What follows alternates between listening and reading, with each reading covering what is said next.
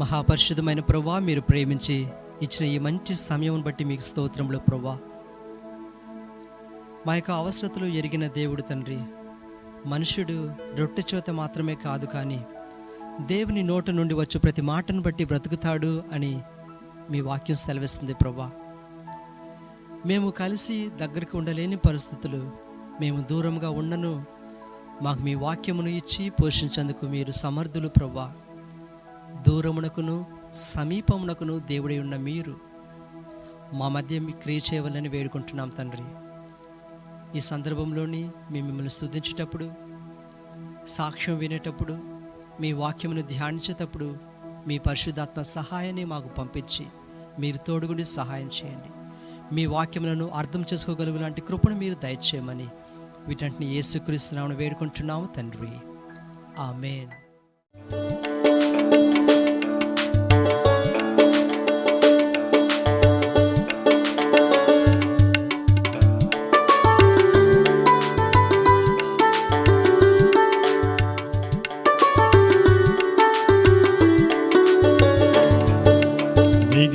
ராஜ்யம் வருக, அந்த ராஜ்யத்தில் நான் மகிழ, உம்மோடு சேர்ந்து வாழ எனக்கு ஆசை,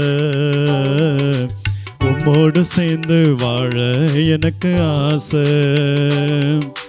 நிகரல ராஜ்யம் வருக, அந்த ராஜ்யத்தில் நான் மகிழ, உம்மோடு சேர்ந்து வாழ எனக்கு ஆசை,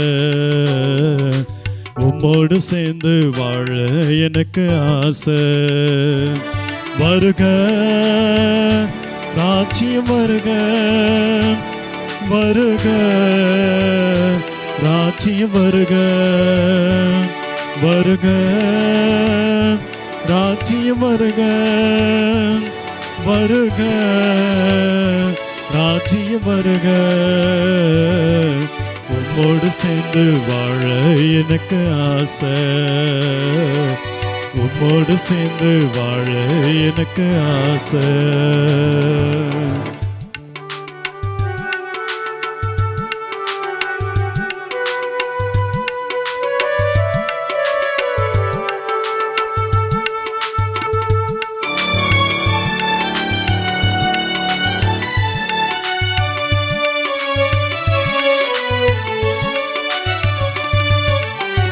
பரிசுத்தர் பரிசுத்தர் என்று உம்மை நான் பாடணுமே, பரிசுத்தர் பரிசுத்தர் என்று உம்மை நான் பாடணுமே.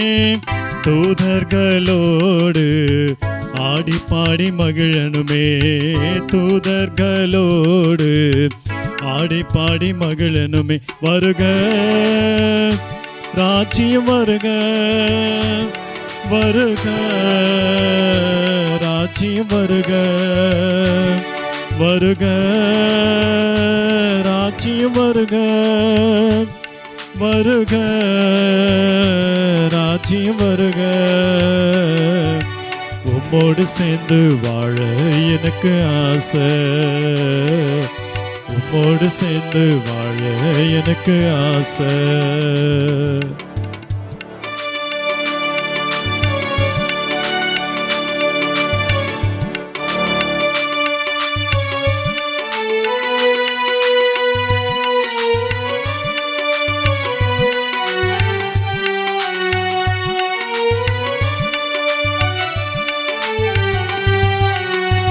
உலகத்தில் வாழ்ந்த நாட்கள் போதுமே ஆண்டவரே, உலகத்தில் வாழ்ந்த நாட்கள் போதுமே ஆண்டவரே. யுக யுகமாய் உம்மோடு வாழணுமே ஆண்டவரே, யுக யுகமாய் உம்மோடு வாழணுமே ஆண்டவரே. வருக ராஜ்யம் வருக, வருக ராஜ்யம் வருக, வருக ராஜ்யம் வருக, வருக ராஜ்யம் வருக. உம்மோடு சேர்ந்து வாழ எனக்கு ஆசை, உம்மோடு சேர்ந்து வாழ எனக்கு ஆசை. நிகரில் ராஜ்யம் வருக, அந்த ராஜ்யத்தில் நான் மகிழ, உம்மோடு சேர்ந்து வாழ எனக்கு ஆசை. உம்மோடு சேர்ந்து வாழ எனக்கு ஆசை. வருக ராஜ்யம் வருக, வருக ராஜ்யம் வருக, வருக ராஜ்யம் வருக, வருக ராஜ்யம் வருக. உம்மோடு சேர்ந்து வாழ எனக்கு ஆசை. உம்மோடு சேர்ந்து வாழ எனக்கு ஆசை.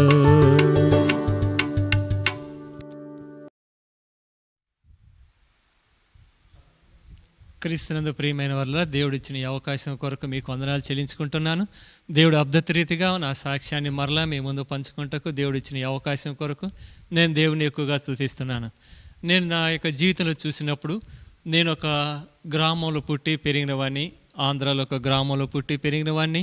ఆయనను యేసు ప్రభువు మా యొక్క కుటుంబ జీవితం చూసినప్పుడు నామకార్థ క్రైస్తవ కుటుంబంలో పుట్టిన వాడిని. దేవుడు అద్భుత రీతిగా యేసు ప్రభువారు మా కుటుంబ జీవితంలో చూసినప్పుడు ఆయన యేసు ప్రభువారు మాట్లాడే దేవుడని నాకు తెలియదు, కానీ యేసు ప్రభువారు నిజమైన దేవుడని నాకు తెలియదు. కానీ దేవుని మహాకృపను బట్టి అద్భుత రీతిగా చెన్నై రావటం జరిగింది.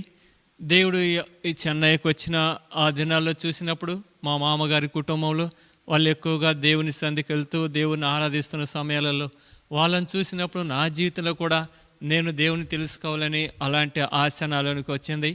అప్పుడు వాళ్ళతో కూడా కలిసి నేను దేవుని యొక్క ఆలయానికి వెళ్తూ వచ్చిన సమయాలలో నేను కూడా ఆ ఆలయానికి వెళ్ళినప్పుడు అనేక మంది సాక్ష్యాలు విన్నప్పుడు, ఆ సాక్ష్యాలు విన్నప్పుడు నా జీవితంలో ఒక ఆలోచన వచ్చింది. నేను కూడా ఇలా సాక్షిగా జీవించాలి, నేను కూడా దేవునికి నమ్మకంగా ఉండాలని అలాంటి ఆశ వచ్చినప్పుడు నేను అనేక మంది దేవుని బిడ్డల దగ్గర కొన్ని ఆలోచనలు వాళ్ళు ఏం చెప్పారంటే, దేవుని నీతో మాట్లాడాలి అంటే నీ పాపాలు ఒప్పుకోవాలి, యేసు ప్రభువారు నిజమైన దేవుడని తెలుసుకోవాలంటే నీ జీవితాన్ని సరిచేసుకోవాలని వాళ్ళు చెప్పినప్పుడు నేను ప్రభు సన్నిధిలో ప్రార్థన చేయటకు ప్రారంభించాను. ప్రార్థన చేస్తున్న సమయాలలో దేవుడు నా యొక్క పాపాలన్నీ చూపించి దేవుని యొక్క సన్నిధిలో నా పాపాలను ఒప్పుకున్నప్పుడు దేవుడు నాతో మాట్లాడాడు. దేవుడు ఏం చేసినంటే దేవుడు నాతో మాట్లాడినప్పుడు, ప్రభా నా పాపాలను ఒప్పుకున్నాను, మీరు నాతో మాట్లాడరా, నా పాపాలను మీరు క్షమించరని నాకు వాగ్దానం చేయరని ప్రభు సన్నిధిలో అడిగినప్పుడు దేవుడు ఆశ్చర్యరీతిగా మార్కు 2:5 ద్వారా నాతో మాట్లాడినాడు. అదేవిధంగా ఆ మాట ఆ వచనం చదివిన వెంటనే నాకు ఒక అనుమానం వచ్చింది. ఇది ఈ పక్షవాయు గలవానితో చెప్పాడు కదా అని ఆ వాక్యం కింద నేను చూసిన వెంటనే నాకు ఒక అనుమానం వచ్చింది. మరలా ప్రభు సన్నిధిలో అడిగాను, ప్రభా మీరు నాతో తేటగా మీరు మాట్లాడండి, నా జీవితంలో మీరు నిజమైన దేవుడిగా ఉండాలంటే, నేను నీకు నమ్మకస్తునిగా ఉండాలంటే నాతో మీరు మరలా తేటగా మాట్లాడండి ప్రభు అన్నప్పుడు యెషయా గ్రంథం 43:1 ద్వారా నాతో మాట్లాడినాడు. అలాంటి పరిస్థితులలో నేను దేవుని సందులో నమ్మకంగా ఉంటకును, ఆయన సందులో ప్రార్థన చేయుటకును, ప్రభు సందులో నమ్మకంగా వాక్యాన్ని చదువుటకును ప్రారంభించాను. అంత మటుకే కాదు, నా కుటుంబ జీవితంలో చూసినప్పుడు నాకు వివాహమై 3 సంవత్సరాల పైన అవుతున్నప్పుడు పిల్లలు లేని స్థితిలో బాధపడుతూ ఉన్నాను. అప్పుడు అనేక స్థలాల్లో వాటి గురించి అనేక డాక్టర్ దగ్గర పరిష్కారం చేసినప్పుడు, అయితే డాక్టర్ వల్ల కాని కార్యాలు దేవుడు చేస్తాడని నేను విన్నాను. ఆ దేవుని యొక్క సంధిలోనికి వెళ్ళి నేను నా భార్య మోకాళ్ళు వేసి ప్రభు సంధిలో పశ్చాత్తాపడి అడిగినప్పుడు ప్రభువారు అద్భుత రీతిగా దేవుడు నా కుటుంబ జీవితంలో 3 మగబిడ్డలను ఇచ్చాడు. ఎప్పుడైతే దేవుని యొక్క సంధిలో మేము నమ్మకంగా దేవుని అడుగుటకు ప్రారంభించామో ప్రతి ఒక్క కార్యాన్ని కూడా దేవుడు నా కుటుంబంలో అద్భుత రీతిగా అనేకమైన కార్యాలు చేశాడు. అదేవిధంగా నేను చూసినప్పుడు నా యొక్క పని విషయంలో పని మీదకి వెళ్ళినప్పుడు కూడా అనేకమైన శోధనలు వచ్చినప్పుడు నేను ఒక్కటి మటుకు దేవుని యేసు ప్రభువారి సన్నిధిలో అడుగుతుంటాను, ప్రభా మీరు సహాయం చేయాలి, నాకు ఏమీ తెలియదు, మీరు ముందుగా ఉంటే నాకు చాలని ఎప్పుడూ ప్రభువారిని నేను నా జీవితంలో ముందుగా పెట్టుకునేవాడిని. కొన్ని సమయాల్లో ఆఫీస్లో ఫ్యాక్టరీలో పనిచేస్తున్న సమయాలలో కొన్ని కార్యాలు ఆటంకం వచ్చినప్పుడు ప్రభు సన్నిధిలో మొరపెట్టేవాడిని, లేకపోతే కొన్ని కార్యాలు తెలియనప్పుడు ప్రభు సన్నిధిలో మొరపెట్టేవాడిని. వెంటనే ఆయన నాకు జవాబిచ్చి దేవుడు అద్భుత రీతిగా నాకు కొన్ని ఆలోచనలు నేర్పించే దేవుడిగా ఉన్నాడు. అదేవిధంగా ముఖ్యంగా ఈ GF సేవలకు వచ్చినప్పుడు ఇంకా దేవుడు నన్ను సేవలో వాడుకుంటకును ఇంకా అనేక పర్యాయములు అనేక స్థలాల్లో వెళ్ళి దేవుని యొక్క పరిచర్య చేయుటకును దేవుడు నాకు ఈ యొక్క ఉన్నతమైన భాగ్యాన్ని దేవుడు నాకు అనుగ్రహించాడు. అంత మటుకే కాదు, నా బిడ్డలు నేను సమస్తము నా కుటుంబంతో కూడా దేవుని సేవ చేయాలని దేవుని సందులో మేము ప్రార్థన చేస్తూ వేడుకుంటూ ఉన్నాం.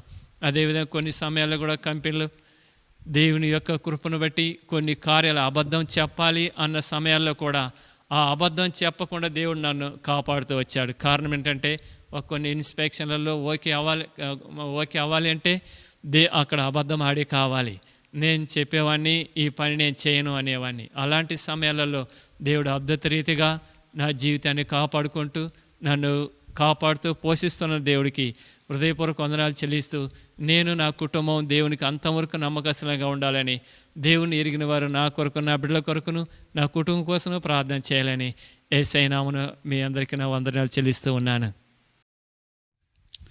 கர்த்தருக்கு பிரியமானவர்களே, இந்த நாளில் கூட இந்த எழுப்புதல் கூட்டங்களில் சாதாரணமாக நாங்கள் 6 நாட்கள் நடத்துவோம். அது நடத்த முடியாத ஒரு சூழ்நிலையின் காரணமாக இந்த 2வது நாளில் மாலை வேளையில் தேவனுடைய வசனத்தை கேட்பதற்கு முன்பாக நாம் தலைகளை வணங்கி நாம் ஜெபிப்போம். எங்களை அதிகமாக நேசிக்கிற பரலோகத்தின் பிதாவே, கிருபையும் மகா இரக்கமுள்ள தேவன், நாங்கள் கேட்டு போவதுக்கு உமக்கு பிரியமில்லை என்று சொல்லி தன்னுடைய குமாரனை இந்த பூமியில் அனுப்பினதாக நாங்கள் விசுவாசித்து நாங்கள் உம்மை நோக்கி பார்க்கிறோம். ஆண்டவரே, நீர் பேசும் பொழுது அது எவ்வளவு மன நிம்மதியை கொடுக்கக்கூடியதாக இருக்குது. அதனால் இந்த நாளில் கூட உம்முடைய வார்த்தை கேட்குற ஒவ்வொருவரையும் ஆண்டவரே நீங்கள் சமாதானப்படுத்தும், அமைதிப்படுத்தும். பயங்கரமான இந்த உலக சூழ்நிலைகள் மத்தியில் எங்களை சமாதானப்படுத்தும்படியாக உம்மை நோக்கி நாங்கள் பார்க்கிறோம். உம்முடைய வசனம் எங்களுக்கு மிகவும் அவசியம் தேவை. அதனால் உம்முடைய வசனத்தை நாங்கள் வாஞ்சியோடு கேட்க எங்களுக்கு தேவையான கிருபையை தாரும். நான் உன்னோட கூட இருப்பேன் என்று சொன்ன தேவன் நீர் கூட இருந்து உம்முடைய நாமத்தை மகிமைப்படுத்தி கொள்ளும். ஆண்டவர், கேட்குற மக்களுக்கு இந்த வசனம் ஒரு ஆசீர்வாதத்தை உண்டாக்கக்கூடியதாக இருக்க உதவி செய்தரலாம். தொடர்ந்து நீங்கள் பேசும் எல்லாவற்றையும் ஆண்டவராக இயேசு கிறிஸ்து நாமத்தினால வேண்டிக் கொள்கிறோம் பிதாவே, ஆமேன். கர்த்தருக்கு பிரியமானவர்களே, இந்த நாளில் கூட இந்த ஆன்லைன் மூலமாக தேவனுடைய வார்த்தையை கேட்கும்படியான ஒரு பாக்கியத்தை தேவன் நமக்கு கொடுத்திருக்கிறார். பயங்கரமான இந்த உலக சூழ்நிலைகள் மத்தியில், உலக சூழ்நிலை என்று சொல்லும் பொழுது ஒவ்வொருவருக்குள்ளும் ஒரு விதமான ஒரு பயம், அந்த விதமான ஒரு சூழ்நிலையில் உலகம் போய்கொண்டிருக்கு. எல்லாம் உலகம் முழுவதும் பயந்து நடுங்கி கொண்டிருக்கிற இந்த நாட்களில் தேவ வசனம் நம்மளை எப்பொழுதும் பலப்படுத்தக்கூடியதாக இருக்கிறது. யார் தேவனுடைய வார்த்தையை கேட்க அவருடைய வசனத்தின்படி தன்னை காத்து கொள்ளுகிறவங்க தேவ பலனை அடைவார்கள். அவங்க இந்த உலகத்தினுடைய சூழ்நிலைக்கு எந்த விதத்திலும் பயப்படாதபடி தங்களை உறுதியாக அவங்க தங்களை காத்து கொள்ளுவாங்க. இந்த நாளில் கூட ஒரு முக்கியமான ஒரு செய்தியை நான் உங்களுக்கு முன்பாக கொண்டு வர விரும்புகிறேன். ஏற்கனவே நிறைய முறை நாம் இந்த வார்த்தையை நாம் கேட்டிருக்கிறோம். ஆனாலும் கூட தேவன் இந்த நாளில் தேவன் பேசும்படியாக ஒரு சில இந்த வார்த்தையை மறுபடியும் நமக்கு கொடுத்திருக்கிறார். நாம் ஜாக்கிரதையாக கவனிப்போம் என்றால் தேவன் நமக்கு அது பலத்தை கொடுக்கக்கூடியதாக இருக்கும். பாருங்கள், லூக்கா எழுதின சுவிசேஷம் 10ஆம் அதிகாரம் 38ஆம் வசனத்திலிருந்து 42வது வசனம் வரை நான் வாசிக்கிறேன், கவனிங்க. பின்பு அவர்கள் பிரயாணமாய் போகையில் அவர் ஒரு கிராமத்தில் பிரவேசித்தார். அங்கே மார்த்தாள் என்னும் பெயர் கொண்ட ஒரு ஸ்திரீ அவரை தன் வீட்டிலே ஏற்றுக்கொண்டாள். அவளுக்கு மரியாள் எனப்பட்ட ஒரு சகோதரி இருந்தாள். அவள் இயேசுவின் பாதத்தருகே உட்கார்ந்து அவருடைய வசனத்தை கேட்டுக்கொண்டிருந்தாள். மார்த்தாளோ பற்பல வேலைகளை செய்வதில் மிகவும் வருத்தமடைந்து அவரிடத்தில் வந்து, ஆண்டவரே, நான் தனியே வேலை செய்யும்படி என் சகோதரி என்னை விட்டு வந்திருக்கிறதை குறித்து உமக்கு கவலை இல்லையா? எனக்கு உதவி செய்யும்படி அவளுக்கு சொல்லும் என்றார். இயேசு அவளுக்கு பிரதியுத்தரமாக, மார்த்தாளே, மார்த்தாளே, நீ அநேக காரியங்களை குறித்து கவலைப்பட்டு கலங்குகிறாய். தேவையானது ஒன்றே. மரியாள் தன்னை விட்டு எடுபடாத நல்ல பங்கை தெரிந்து கொண்டாள் என்றாள். இந்த வசனத்தை நாம் அநேக முறை நாம் தேவனுடைய பிள்ளைகள் மூலமாக சத்தியங்களை நாம் கேட்டிருக்கிறோம். இன்றைக்கு கூட தேவன் நம்மளோடு பேசும்படியாக ஒரு காரியங்களை நமக்கு வெளிப்படுத்தக்கூடியவராக இருக்கிறார். இங்கே என்ன பார்க்கிறோம்? மார்த்தாளும் மரியாளும் என்ற சகோதரிகள் வீட்டில் ஆண்டவராகிய இயேசு கிறிஸ்து அங்கே போய் உட்கார்ந்து அங்கே போஜனம் பண்ணும்படியாக உட்கார்ந்து கொண்டிருந்தார். அந்த உட்காருகிற அந்த நேரத்தில் ஆண்டவருடைய வார்த்தை தேவன் அங்கு சில காரியங்களை பேசுகிறதை பார்க்கிறோம். ஆனால் மார்த்தாளோ அவளுக்கு ஆயத்தம் பண்ணும்படியாக, ஆகாரத்தை ஆயத்தம் பண்ணும்படியாக வேலை செய்து கொண்டிருந்தாள். ஒரு சகோதரி என்னவோ ஆண்டவருடைய பாதத்தில் உட்கார்ந்து கொண்டிருந்தாள். அதுவே என்ன சொல்லப்பட்டிருக்கு பாருங்கள், 39வது வசனம். அவளுக்கு மரியாதை எனப்பட்ட ஒரு சகோதரி இருந்தால், அவள் இயேசுவின் பாதத்தருகே உட்கார்ந்து அவருடைய வசனத்தை கேட்டு கொண்டிருந்தாள். இது வாழ்க்கையில் மிகவும் முக்கியமான ஒரு காரியம். இந்த பயங்கரமான இந்த சூழ்நிலைகள் மத்தியிலே நாம் எங்கே உட்கார்ந்து கொண்டிருக்கிறோம்? அநேக விதமான இடங்களில் உட்கார்ந்து கொண்டிருக்காங்க. அநேகர் டிவிக்கு முன்பாக, சீரியலுக்கு முன்பாக, சினிமாவுக்கு முன்பாக இந்த நாட்களை அவர்கள் உட்கார்ந்து கொண்டிருக்கிறதை பார்க்கிறோம். மணிக்கணக்காக சில பிள்ளைகள் செல்போனுக்கு முன்பாக உட்கார்ந்து கொண்டிருக்காங்க. இன்னும் ஒரு சிலர் அநேக விதமான தாயம் ஆடுறது, மற்ற சீட்டாடுகிற மக்கள் அந்த இடத்துல உட்கார்ந்து கொண்டிருப்பது, அநேக காரியங்கள். ஏன்னா இந்த நாள் லாக்டவுன்னா யாரும் வெளியே போகக்கூடாத ஒரு சூழ்நிலை மத்தியில் அநேக விதமான இடங்களில் உட்கார்ந்து கொண்டிருக்கிற காரியங்களை நாம் பார்க்கிறோம். இங்கே பார்க்கிறோம், மரியாள் ஆண்டவருடைய வசனத்தை கேட்டுக்கொண்டிருந்தால் அவருடைய பாதத்தருகே உட்கார்ந்து. எவ்வளவு பெரிய ஒரு பாக்கியத்தை மரியாள் தன்னுடைய வாழ்க்கையிலே தெரிந்து கொண்டார். ஆண்டவருடைய பாதம். இவ்விதமான ஒரு லாக்டவுனில், இவ்விதமாக ஒரு ஓய்வு எடுக்கக்கூடிய நாட்களிலே, இவ்விதமான உலகத்தினுடைய சூழ்நிலைகள் மத்தியில் நாம் எங்கே உட்கார்ந்து கொண்டிருக்கிறோம்? இன்றைக்கி அநேகர் உட்காரக்கூடாத இடத்துல உட்கார்ந்து கொண்டிருக்கிறாங்க. பார்த்தீங்களா? தேவ வசனம் நம்மளை எச்சரிக்கிறது. தேவ வார்த்தை நம்மளோடு கூட பேசுகிறது. மரியாள் ஆண்டவருடைய பாதத்திலே போய் உட்கார்ந்தாள். ஆண்டவருடைய பாதத்திலே உட்கார்ந்த சில மக்களுடைய வாழ்க்கையை பார்க்கும் பொழுது ஆச்சரியமாகவே இருக்கிறது. அநேக மக்கள் தேவனுடைய பாதத்தில் உட்கார்ந்து, இன்றைக்கு நான் தேவனுடைய வார்த்தை கொடுக்கிறேன் என்றால், ஒரு நாளில் ஆண்டவருடைய பாதத்தில் உட்கார்ந்து சில காரியங்களை கற்றுக்கொண்டதுனால தான் இன்றைக்கி தேவனுடைய வார்த்தை எப்பொழுதோ மரித்து போயிருக்க வேண்டிய என்னுடைய வாழ்க்கையில் டாக்டர்னு சொல்லிட்டாங்க, இனிமேல் காப்பாற்ற முடியாது என்ற சூழ்நிலையில் அந்த நேரத்தில் நான் கேட்ட ஒரே ஒரு வார்த்தை என்னவென்றால், யாராவது ஜெபிக்கிற மக்கள் இருக்கிறார்களா என்று சொல்லி. கொஞ்ச நேரம் அந்த ஒரு வார்த்தை ஆண்டவருடைய பாதத்தில் உட்காரும்படியாக அந்த நேரத்தில் தேவனுடைய மனுஷனை அனுப்பி எனக்காக ஜெபிக்கும்படியாக அந்த இரவு நேரத்தில் எங்களுடைய சின்ன கிராமத்தில் இரவு 10 மணிக்கு அவர் வந்ததை பார்க்கிறோம். பார்த்தீங்களா? அந்த ஒரு சின்ன வாஞ்சை. அதனால் ஆண்டவருடைய பாதத்தில் உட்கார்ந்தோம், ஜெபிக்கும்படியாக யாராவது இருக்கிறார்களா என்று தேவனுடைய பிள்ளையை அனுப்பி எனக்காக ஜெபிக்க 1 மணி நேரம் அவர் எனக்காக உட்கார்ந்து ஜெபித்து கொண்டிருந்தார். தேவனுடைய அதிசயம் நடந்தது. டாக்டர் என்ன சொல்லிட்டாங்க, இனிமேல் காப்பாற்ற முடியாது, இனிமேல் அவ்வளோதான் என்று சொல்லி அந்த சூழ்நிலையில் தேவனுடைய சமூகத்தில் உட்கார்ந்து காத்திருப்பது. பார்த்தீங்களா? எத்தனை பேர் இந்த நாட்களில் பயந்து கொண்டு இருக்கிறாங்க. எந்த நேரத்தில் வெளியே போனால் அது காற்றில் பரவக்கூடிய ஒரு வைரஸாக இருக்குது, என்ன இருக்குது, ஒரு சின்ன இருமல் வந்தால் கூட மக்கள் பயந்து கொண்டு இருக்கிறாங்க. ஒரு சின்ன உடம்பு வலி வந்தாலும் மக்கள் பயப்படுறாங்க. ஒரு சின்ன தலைவலி வந்தாலும் மக்கள் பயப்படுறாங்க. பயப்படுகிற ஒரு சூழ்நிலையில் இந்த நாட்களில் உலகம் இருக்கும் பொழுது நாம் எங்கே உட்கார்ந்து கொண்டிருக்கிறோம்? எங்கே உட்கார்ந்து நாம் நேரங்களை செலவிட்டு கொண்டிருக்கிறோம்? இங்கே பார்க்குறோம், மரியாள் ஆண்டவருடைய வசனத்தை அவருடைய பாதத்தருகே உட்கார்ந்து அவருடைய வசனத்தை கேட்டுக்கொண்டிருந்தாள் என்று சொல்லி. வசனத்தை கேட்டுக்கொண்டிருந்தாள், தேவ வசனத்தை கேட்டுக்கொண்டிருந்தாள். இன்னும் அநேக காரியங்களை சொல்ல முடியும். ஒரு யூடியூப்பில் பார்த்தேன், ஒரு பிராமின், அவர் பூசாரி, அவர் இவ்விதமான ஒரு அனுபவத்தை அவர் ஆண்டவராகிய இயேசு கிறிஸ்துவை குறித்து இப்படி அவர் சொல்லி கொண்டிருந்ததை பார்க்கிறோம். ஆச்சரியமாக இருந்தது. ஒருவேளை அவர் தேவனை அறியாத மனுஷனாக இருந்தாலும் தேவனுடைய வார்த்தைகளை, இந்த ஆண்டவராகிய இயேசு கிறிஸ்துவை குறித்து கேள்விப்பட்ட அந்த காரியத்தை அவர் சொல்லும் பொழுது அது ரொம்ப ஆச்சரியமாகவே இருந்தது. என்ன சொன்னார், அமெரிக்காவில் ஒரு டாக்டர் மார்கன் என்று சொல்லக்கூடிய ஒரு பெரிய டாக்டர், சீஃப் டாக்டர், அவருக்கு ஒரு வெகுமதி கொடுக்கும்படியாக ஒரு பல்கலைக்கழகத்தில் அவருக்கு ஒரு பட்டம் கொடுக்கும்படியாக அவரை வரும்படி சொன்னாங்க. அவர்கள் போயிட்டு அது ஏர்போர்ட்டில் போயிட்டு அவர் புக்கு டிக்கெட் வாங்கி கொண்டு அவர் பிளைன் ஏறும்போது வழியில் போகும்போது நல்ல மழை, சரியான மழை, பிளைன் செலுத்த முடியாதபடி மழை இருந்ததுனால இன்னொரு ஸ்டேஷனில் போய் இறங்கிட்டாங்க. இன்னொரு ஏர்போர்ட்டில் இறங்கிட்டு அப்போ அவர் கேட்டார், இது எவ்வளோ நேரம் ஆகும் இங்கேருந்து புறப்படுறதுக்கு அப்படின்னா, சொல்ல முடியாது, மழையினுடைய சூழ்நிலைகள் வித்தியாசமாக இருக்குது, அதனால் எத்தனை மணி நேரம் ஆகுமோ தெரியாது என்று சொல்லி சரி இவர் என்ன யோசித்தாருன்னா, சரி பக்கத்தில் எங்கேயாவது அப்படி போயிட்டு வரலாம் அப்படின்னு சொல்லி கால் டாக்ஸி புக் பண்ணிக்கின்னு அந்த டிரைவரை கூப்பிட்டுட்டு நீங்கள் இது ரோட்டில் போ அப்படின்னு சொல்லி அனுப்புனார். அப்போ அவர் போய் கொண்டிருக்கும் பொழுது ஒரு இடத்துல போன உடனே நல்ல மழை இருட்டி போயிடுச்சு. அப்போ அந்த டிரைவர் சொன்னார், ஐயா நம்ம இனிமேல் திருப்பி கூட போக முடியாத ஒரு சூழ்நிலை, மழை பயங்கரமாக இருக்குது அப்படின்னு சொன்னோடனே சரி பக்கத்தில் பார்த்தா ஒரு வீடு இருந்தது. அந்த வீட்டில் ஒரு வெளிச்சம் இருந்தது. அதனால் அந்த வீட்டுக்கு போயிட்டு நம்ம கொஞ்சம் பார்த்துட்டு வருவோம்னு சொல்லிவிட்டு அவர் அந்த டாக்டர் அந்த வீட்டுக்கு போன உடனே அந்த கதவை தட்டின பெல் அடித்த உடனே ஒரு லேடி வந்தாங்க. வந்து என்ன பண்ணாங்கன்னா, ஐயா நீங்கள் மழையில் நனைஞ்சிருக்கிறீங்களே, கொஞ்சம் நேரம் உட்காருங்க, உங்களுக்கு ஒரு காஃபி போட்டு கொடுக்குறேன்னு சொல்லிவிட்டு அவங்கள உட்கார வச்சுட்டு ஒரு டவல் எடுத்துகிட்டு வந்து தலையை துடைச்சிங்கன்னு சொல்லி கொடுத்துட்டு அவங்களுக்கு டீ போட்டுட்டு எடுத்துகிட்டு வந்து கொடுத்தாங்க. மழை ரொம்ப பயங்கரமாக இருக்குது. அப்போ அவங்க என்ன சொன்னாங்கன்னா, ஐயா நீங்கள் இங்கேயே கொஞ்சம் ரெஸ்ட் எடுத்துகிட்டு போனீங்கன்னா நல்லாயிருக்கும், எந்த விதத்திலும் போக முடியாத ஒரு சூழ்நிலையாக இருக்கிறது என்று சொல்லி.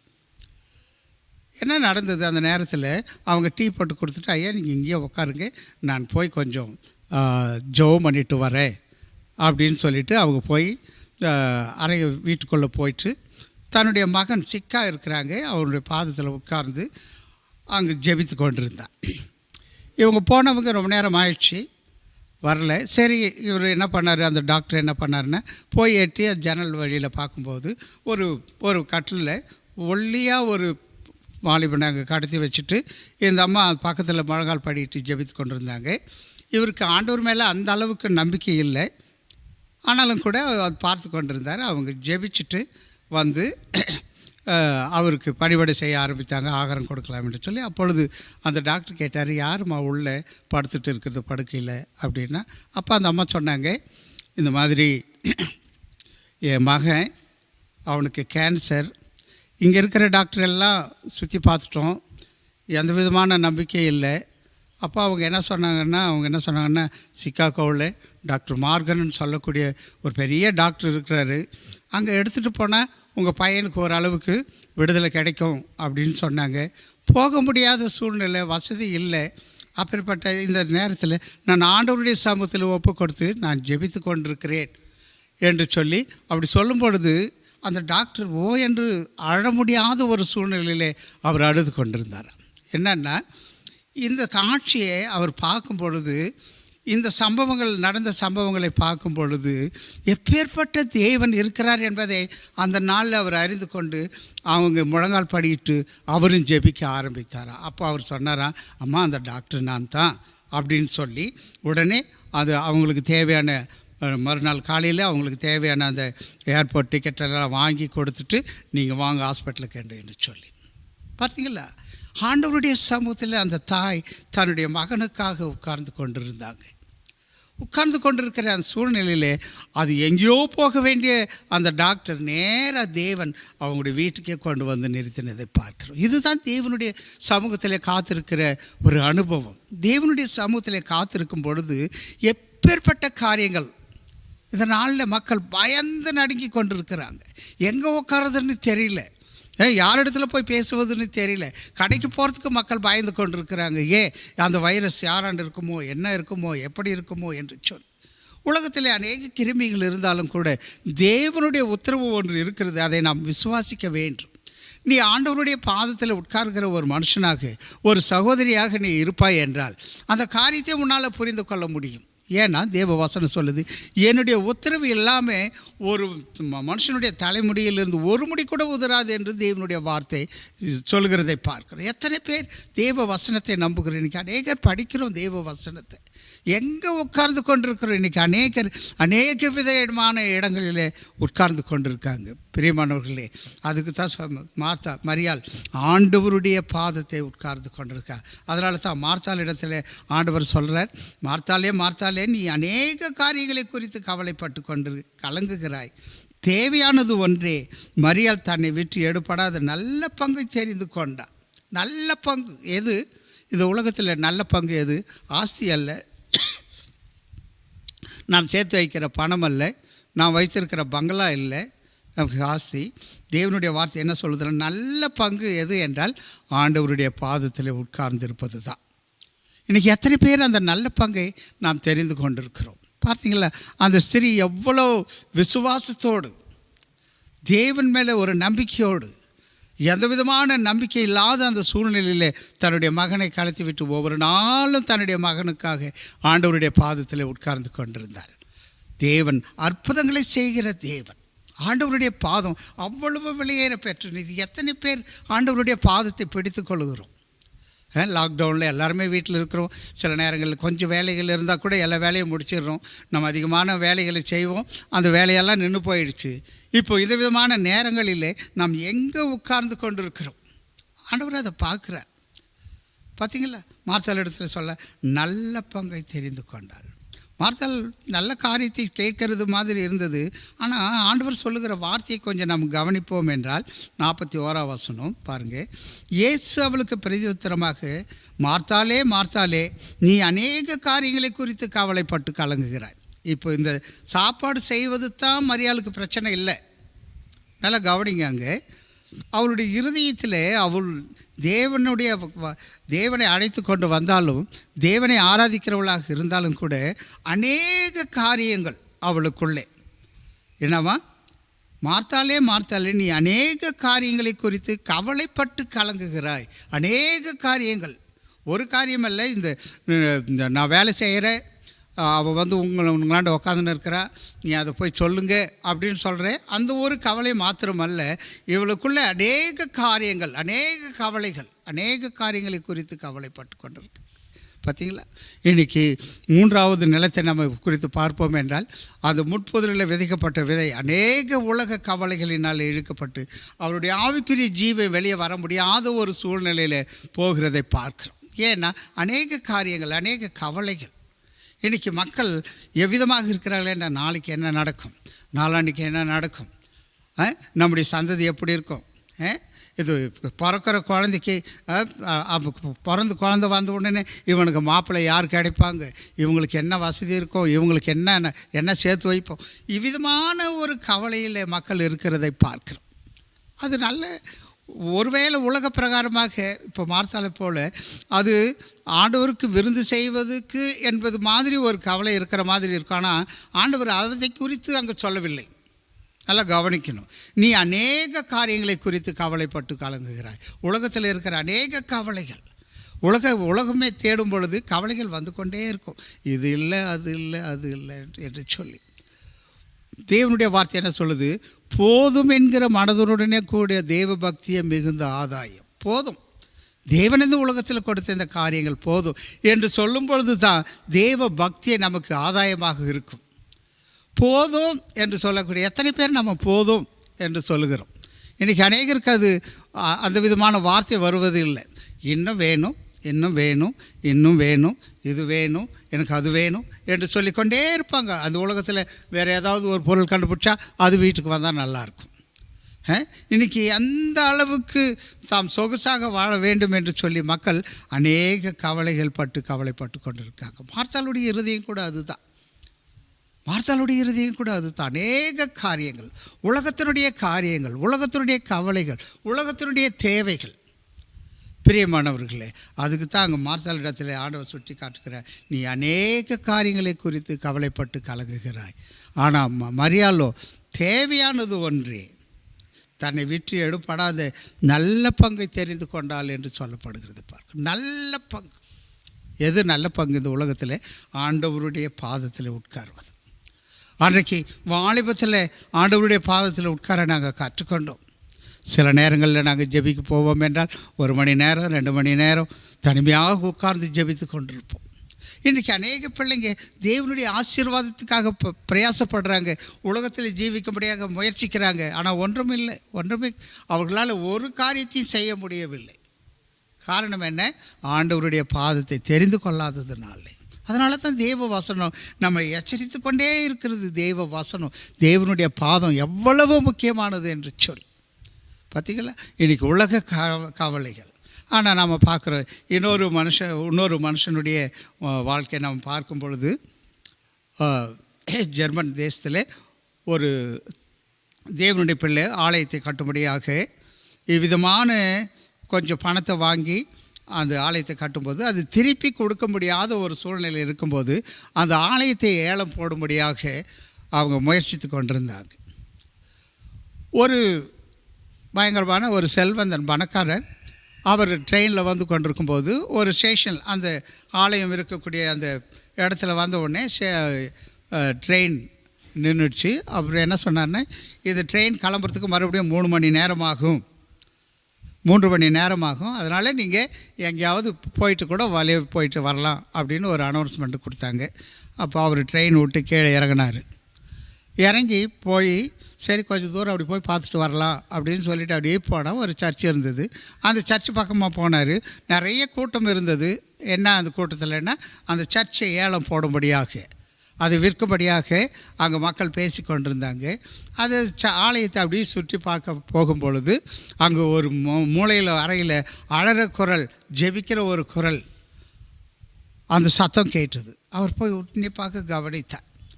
அது தேவனுடைய ஊழியக்காரர் ஜெபித்து கொண்டிருந்தார். ஆண்டவரே, நீங்கள் எனக்கு இந்த ஆலயத்தை மீட்டு தாருங்க, எங்களால் இவ்வளோ பணத்தை கட்ட முடியல, எங்களுக்கு மீட்டு தாருங்க, எங்களுக்கு மீட்டு தாருங்க என்று சொல்லி ஆண்டவருடைய பாதத்தை பிடித்து கொண்டு அழுது கொண்டிருந்தார். இவர் போய் பக்கத்தில் நின்று அவர் ஜெபிக்கிற அந்த காரியத்தை, அவருடைய தொகை, எவ்வளோ பணம் கட்ட வேண்டியது என்பதை எல்லாவற்றையும் அவர் சொல்லி கொண்டிருந்தார். அதை கேட்டுக்கொண்டிருந்து அந்த நேரத்தில் அவர் செக் புக்கை எடுத்து அந்த செக்கை எழுதி அவர் கையில் கொடுத்துட்டு அவரை தட்டி அந்த செக்கை கொடுத்துட்டு நீங்கள் இதுக்கு கட்டுங்க என்று சொல்லி, அவருக்கு ஒன்றுமே புரியல, ஒரே சந்தோஷம்.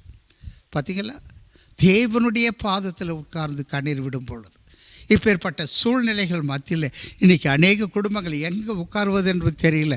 ஆஸ்பத்திரியில் போய் உட்காந்து அழுதுட்டு இருக்காங்க, எங்கெங்கேயோ போய் உறவினர் இடத்துல போய் சொல்லி அழுது கொண்டு இருக்காங்க. ஆனால் அந்த தேவனுடைய பிள்ளை ஆண்டவருடைய பாதத்தில் உட்கார்ந்து அழுது கொண்டிருந்தார். எதுக்காக? ஆலயம் அங்கு ஏலம் போடப்படுகிறது என்று சொல்லி. உடனே அந்த செக்கை எடுத்துகிட்டு வந்து அந்த தேவனுடைய ஊழியக்காரர் அந்த அந்த அந்த ஏலம் போடுற இடத்துல கொடுத்துட்டு ஆலயத்தை மீட்டு கொண்டார். இதுதான் தேவன் செய்கிற காரியம். இன்றைக்கி எத்தனை பேர் நாம் அந்த அனுபவங்களுக்குள்ளே வந்திருக்கிறோம். தேவனுடைய பாதத்தில் உட்காருகிற ஒரு காரியம் பயங்கரமான சூழ்நிலை. உலக சூழ்நிலையை பார்க்கும்போது உண்மையாகவே அது பயங்கரமான நிலைமை தான்.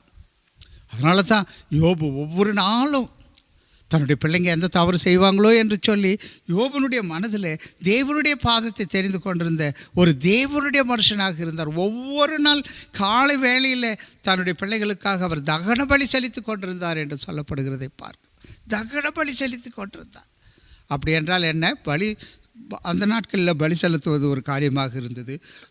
ஆனால் இந்த நாட்களில் ஆண்டவருடைய பாதத்தை ஒவ்வொரு குடும்பத்தில் இருக்கிறவங்க ஆண்டவருடைய சமூகத்தில் போய் உட்கார்ந்து நாம் ஜெபிக்கும் பொழுது இப்போ ஏற்பட்ட வைரஸ் நாட்களில் கூட தேவன் நம்முடைய பிள்ளைகளையும் நம்முடைய குடும்பங்களையும் தேவன் காக்கக்கூடியவராக இருக்கிறார். இன்றைக்கி அநேகருக்கு அந்த காரியம் தெரிவதில்லை. அநேக இடங்களில் ஐயோ என்னுடைய பிள்ளைகளுக்கு எந்த விதமான கிருமி பரவிடுமோ, செத்துருவாங்களோ, இப்படி அப்படி என்று சொல்லி மக்கள் பயந்து நடுங்கி கொண்டிருக்காங்க. பிரியமானவர்களே, இந்த நாளில் நமக்கு தேவையான வார்த்தையை தேவன் நமக்கு கொடுத்திருக்கிறார். என்ன? ஆண்டவருடைய பாதம். அதை தான் சொல்கிறார். நாம் உலக காரியங்களை குறித்து யோசிப்போம் என்றால் ஆண்டவருடைய காரியங்களை நாம் அறிந்து கொள்ள முடியாது. ஆண்டவருடைய பாதத்தில் உட்காரும் பொழுது தான் ஆண்டவருடைய காரியங்கள், ஆண்டவருடைய அதிசயங்கள், ஆண்டவர் செய்கிற அற்புதங்களை நம்மளால் புரிந்து கொள்ள முடியும். அதுதான் ஆண்டவர் சொல்கிறார் மார்த்தாள் இடத்துல, மார்த்தாளே, நீ அநேக காரியங்களை குறித்து கவலைப்பட்டு கொண்டிருக்கிற, உலகத்தினுடைய சம்பவங்களை பார்த்து நீ கவலைப்பட்டு கொண்டிருக்க, உலகத்தினுடைய காரியங்களை பார்த்து நீ அழுது கொண்டிருக்கிற. ஆனால் மரியாள் தன்னை விட்டு எடுபடாத நல்ல பங்கை தெரிந்து கொண்டாள். எது? ஆண்டவருடைய பாதம். இன்றைக்கி எத்தனை பேர் ஆண்டவருடைய பாதத்தை நாம் தெரிந்து கொண்ட மக்களாக இருக்கிறோம். தேவ வசனம் நம்மளை எச்சரிக்கிறது. தேவ வார்த்தை நம்மளோடு கூட பேசி கொண்டிருக்கு. இந்த எழுப்புதல் கூட்டங்களில் கூட இந்த வார்த்தை தேவன் நம்மளோடு கூட பேசி கொண்டிருக்கிறார். ஆண்டவருடைய பாதத்தை போய் உட்காரும்படியாக எத்தனை பேர் ஆண்டவருடைய பாதத்தை காலை நேரங்களில் போய் உட்கார்ந்து கொண்டிருக்கிறோம். இன்றைக்கி அநேகர் காலையில் இன்றைக்கி லாக்டவுன் லீவு, எந்த வேணான்னு வேலையே இல்லை, 7 மணிக்கு எழுந்திரிப்போம், 8 மணிக்கு எழுந்திரிப்போம் என்று சொல்லி நாம் யோசித்து கொண்டிருக்கிறோம். ஆனால் நடக்கிற காரியம் என்ன? ஆண்டவருடைய பாதத்தை உட்காரும் பொழுது, தேவனுடைய சமூகத்தை பிடித்து கொள்ளும் பொழுது, ஒவ்வொரு நாளும் தேவனுக்கு முன்பாக நாம் அழுது புலம்பும் போது தேவனுடைய பாதுகாப்பு எப்பொழுதும் நம்முடைய குடும்பத்திலே இருக்கும். தேவன் நம்மளோடு பேசியிருக்கிறார். இந்த நாட்களை நாம் அதிக ஜாக்கிரதையோடு கழிக்க தேவன் நமக்கு கற்றுக் கொடுத்திருக்கிறார். ஆண்டவருடைய பாதம் எவ்வளவு முக்கியம் என்பதை தேவன் நமக்கு வெளிப்படுத்தியிருக்கிறார். ஜெபிப்போம். எங்களை அதிகமாக நேசிக்கிற பரலோகத்தின் பிதாவே, மார்த்தாள் மரியாதை குறித்து நாங்கள் பார்த்தோம். எத்தனையோ முறை கேட்டாலும் இந்த நாளில் ஆண்டவரே சாமி கொஞ்சம் தேவ வார்த்தை எங்களுக்கு விரிவாக கொடுக்கப்பட்டதை நாங்கள் பார்க்கிறோம் சாமி. மார்த்தாள் அநேக காரியங்கள், உலக காரியங்களை குறித்து கவலைப்பட்டு கொண்டிருந்தார். ஆனால் தேவையானது ஒன்றை மரியாள் தெரிந்து கொண்டாள் சாமி. இன்றைக்கி அநேக தேவனுடைய பிள்ளைங்க ஆண்டவருடைய பாதத்தை உட்கார்ந்து எவ்விதமாக தேவனுடைய நன்மைகளை பெற்றுக்கொண்டாங்க என்று சொல்ல காரியங்களை நாங்கள் கேட்டோம். ஆண்டவரே நம்முடைய சமூகத்தை ஆண்டவரை நித்தமும் உட்கார்ந்து ஆண்டவரே சாமி அந்த சமாதானம், உலகத்திலே சமாதானமற்ற நிலைமையில் இருந்து கொண்டிருக்கும் பொழுது அந்த சமாதானம், தேவ சமாதானம் எங்களை ஆளுகை செய்யும்படியாக ஒவ்வொரு நாளும் உடைய பாதத்தை நாங்கள் உட்கார்ந்து இருக்க எங்களுக்கு நீங்கள் கற்றுத்தாரும். தொடர்ந்து வழி நடத்தும், ஆசீர்வதியும். இயேசு கிறிஸ்து நாமத்தினாலே வேண்டிக் கொள்கிறோம் பிதாவே, ஆமென். நம்முடைய கர்த்தராகிய இயேசு கிறிஸ்துனுடைய கிருபையும் பிதாவாகிய தேவனுடைய அன்பும் பரிசுத்தாவியனுடைய அந்யோன்யமும் சதா காலமும் அவர் நம்மளோடு இருந்து ஆண்டவருடைய பாதத்தை தெரிந்து கொள்ளும்படியாக தேவன் தாமே உதவி செய்து வழி நடத்துவாராக. ஆமென். பிரிமினர்களே, நாளைக்கு ஒரு சின்ன அறிவிப்பு. நாளைக்கு கடைசி கூட்டமாக இருக்கும், அது ஆண்டு விழாவாக இருக்கும். தேவனுடைய ஊழியக்காரர் ராஜதாஸ் அங்கிள் நம்ம மத்தியில் தேவனுடைய வார்த்தையை கொடுப்பாங்க. நீங்கள் ஜாக்கிரதையாக அதை கேளுங்க, தேவனுடைய நன்மைகளை பெற்றுக்கொள்ளுங்க. ஆண்டவர் 17 ஆண்டுகள் இந்த ஊழியத்தில் கூட இருந்து 18வது ஆண்டுக்குள்ளே பிரவேசிக்கிற ஒரு நாளாக இருப்பதனாலே நாம் அதிகமாக தேவனை துதிப்போம்.